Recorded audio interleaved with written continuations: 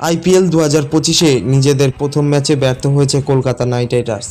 Royal Challenger Bangalore বিরুদ্ধে হার দিয়ে শুরু করা ডিফেন্ডিং চ্যাম্পিয়নরা এবার ঘুরে দাঁড়াতে মরিয়া।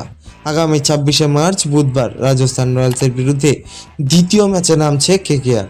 এই ম্যাচে প্রথম একাদশে কিছু পরিবর্তন হতে পারে, যা কেকেআরের জন্য অন্যতম গুরুত্বপূর্ণ হতে চলেছে। প্রথম ম্যাচে কেকেআরের ব্যাটিং লাইন আপ বেশ সমস্যায় পড়েছিল, বিশেষ করে middle order opening Quinton de Kock ভালো কিছু করতে পারেনি। ফলে তার জায়গায় Afghan wicket keeper batsman Rahmanullah গুরবাজকে দলে ফেরানোর সম্ভাবনা প্রবল রয়েছে। গুরবাজ আগেও কেকেআরের হয়ে ওপেন করার অভিজ্ঞতা রয়েছে, তাই দলের ব্যাটিং শক্তিশালী করতে এই সিদ্ধান্ত নেওয়া হতে পারে বলেই বিশেষজ্ঞদের মতামত। প্রথম ম্যাচে কেকেআরের বোলিং আক্রমণ আশানুরূপ হয়নি। সুনীল নারিন ছাড়া অন্য কেউই ভালো পারফর্ম করতে পারেনি, বিশেষ করে স্পেন্সার জনসন ছিলেন একেবারে ফ্লপ। তাই তার পরিবর্তে দক্ষিণ আফ্রিকার স্পিন বিটার আনরিক নোকিয়াকে খেলানোর সম্ভাবনা প্রবল।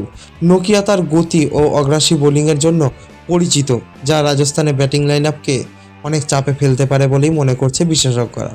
রাজস্থান রয়্যালসের এই মৌসুমে ভালো ছন্দে রয়েছে, তাই কেকেআরের জন্য কতটা সহজ হবে সেটা কিন্তু দেখার বিষয়। তাদের ব্যাটিং এবং বোলিং দুই বিভাগে উন্নতি করা দরকার। আন্দ্রে রাসেল, রিঙ্কু সিংকে বড় রানের ইনিংস খেলতে হবে, আর নারিন নোকিয়াদের উইকেট তুলে নেওয়ার দায়িত্ব নিতে হবে। দেখা যাক কেকেআর পরিবর্তন করে তারা কতটা জয়ের দিকে বাস্তবায়ন করতে পারে, সেটাই এখন দেখার। আপনার মতামত কি? এই ম্যাচটিতে কে জয়ী হতে চলেছে সেটা কমেন্ট বক্সের মাধ্যমে আমাদের জানান। দেখা হচ্ছে আর একটি নতুন ভিডিওতে। এতক্ষণ আমাদের সাথে থাকার জন্য আপনাকে অসংখ্য ধন্যবাদ।